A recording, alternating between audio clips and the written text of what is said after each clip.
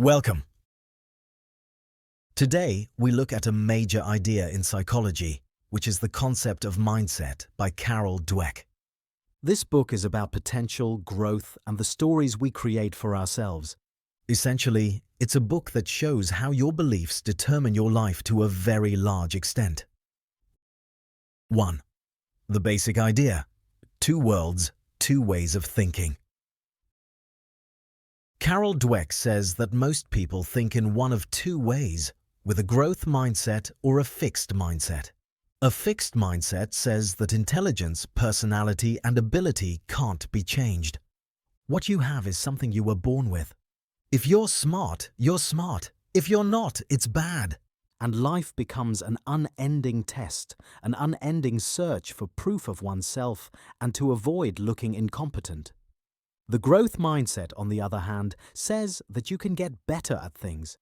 Having talent is just the start. Your actions, strategies, and feedback all shape who you are. In this world, problems are chances, not threats. 2. The fixed mindset experience. What if you truly lived inside a fixed mindset? One of the things that usually accompanies such a mindset is the feeling that you always have to be right. Errors are dreadful as they lay bare your falsehood of being right. Criticism, in the same vein, is perceived as one more blow to the attack. Challenges are shunned as the people who possess a mindset of this kind believe that if they fail, it means that they are utterly wrong or worthless in a fundamental way. Those who are fixed in their mindset often live following an unspoken rule: should you fail, you are a failure. Such a standpoint develops a delicate self-awareness of one's own person. Risks frighten, weaknesses are concealed, and one is caught in a loop of comparing oneself to others. Instead of seeking validation, it is improvement that you should be after.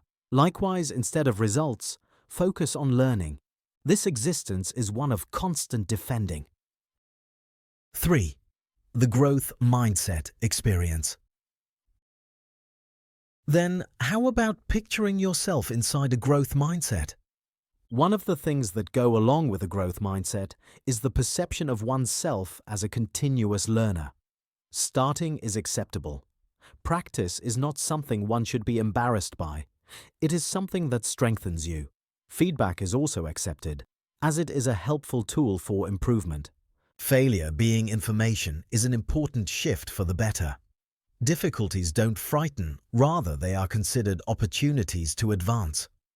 Growth-oriented individuals tell themselves, "I can improve." This belief alone opens the doors for qualities like persistence, curiosity, innovation, and in the end, achievement. They imperfection rather than perfection. 4. Talent, success, and the myths we believe. In her book, Dweck demonstrates how the concept of natural talent is being idolized by the whole world. What is most attractive about this kind of a person is how he or she is a genius, a prodigy, a superstar, and that he or she succeeds without making any effort. However, this myth acts as a deceiver. Very special performers, athletes, musicians, entrepreneurs, were not born to be special. They transformed into outstanding persons through the route of practice, patience, and the readiness to struggle. Greatness is more about perseverance than it is about a gift. A growth mindset doesn't totally reject talent. What it does, however, is to account for the fact that talent on its own doesn't take you very far. The thing that matters the most is your attitude towards learning. 5. Mindset in school and learning. The difference between the two mindsets becomes very evident in school. Fixed mindset students shy away from difficult tasks and are quick to give up. Growth mindset students accept challenges and recover swiftly from their losses. The difference between them is not IQ, it is interpretation that matters. When you are struggling, it doesn't mean that you're dumb. What you are doing is pushing your boundaries and hence growing your capacity. Those kids who by themselves come to the conclusion that putting in effort is much more rewarding than expecting to be perfect right away, subsequently develop resilience, which lasts for a lifetime. Instead of becoming approval seekers, they turn into problem solvers. 6. Mindset in sports, careers, and leadership. Dweck, practically out of breath with her evidence, goes on and on through the examples. The teams that won the championship, the athletes who reached the highest level of their field, the innovators who created the breakthrough, and the leaders who transformed. The pattern is the same everywhere. The difference between the two types of mindsets being, The individuals with a fixed mindset get to their peak very quickly, react negatively when change is suggested, and are not able to handle pressure well. The individuals with a growth mindset keep the door to learning open, can change their approach as needed, and are not satisfied with their current level, so they keep working to better it. leaders with fixed mindsets are egocentric as they crave the admiration of others, even more when they hide their mistakes, and the whole environment around them becomes lifeless since no one dares to show creative ideas or take the initiative for fear of being judged or reprimanded. On the contrary, leaders having growth mindsets foster learning cultures, are thus able to attract and retain the most talented people and become more efficient, and thus they achieve more success. After that, success becomes the collective journey instead of being only the solo performance. 7. Mindset in relationships. Even mindset shapes the closest relationships we have. If you have a fixed mindset, conflict is something you should avoid at all costs as it is dangerous. People take it for granted that personalities will never be changed. They quit on their partners, friendships, and even on themselves. Nevertheless, a growth mindset allows relationships to be human, living, and always evolving. Rather than pointing the finger and asking the question, who's to blame? People now ask, how can we grow through this? Effort becomes one of the ways to express love. Communication becomes a vehicle through which improvement is achieved, and imperfections are seen as being part of the process of becoming human. 8. Mindset in parenting. The book conveys a highly powerful message about praise that is just one of the points made.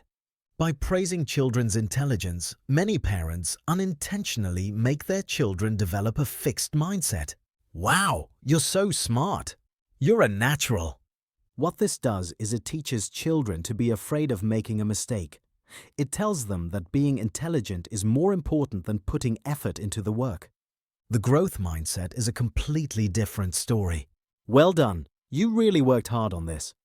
I love the way you kept trying even when it was difficult. Give children recognition for the process, not for the person. And kids will grow up so that they will think it is possible for them to make better versions of themselves. 9. Changing your mindset. One thing that Dweck really emphasizes is that mindset is not something permanent. It is capable of changing. It's not the case of being entirely one or the other. We all have mixed mindsets, and the mix varies with the circumstances. The goal is not to be perfect, it is to recognize and practice. How to grow a mindset of personal development. Incorporate the word yet in your vocabulary. I can't do this yet. Realize that the only way to become an expert is through hard work. Welcome criticism. Understand it as feedback, not as an attack. Small victories over yourself should be acknowledged and rewarded. Concentrate on learning instead of proving your point. Make it a habit to only compare yourself with the you of yesterday. Mindset is similar to a muscle. It grows through repetition, patience, and compassion. 10. The human message of mindset. At the core, mindset is not a book about winning. It's a book about becoming. It brings back to our mind that we are not done yet. We are not our past. We are not held by our faults. And we are not judged by our starting point. In fact, we have the abilities to learn, grow, heal, and remodel our identities. The message that the book conveys to the readers is very straightforward. You can grow, you can improve, you can change. That one possibility, that open door, is what gives life its value. A growth mindset is like an invitation to undergo the lifelong journey of curiosity, courage, and self-discovery. Final thought. Mindset is the way you see yourself and your world. If you change that way of seeing, slowly, deliberately, gently, you change the opportunities that are there for you. So make a pause, make a move, and don't forget. You are not required to be perfect. You are not expected to know everything. All that is necessary is that you be willing to learn. And starting from there, everything else is able to grow.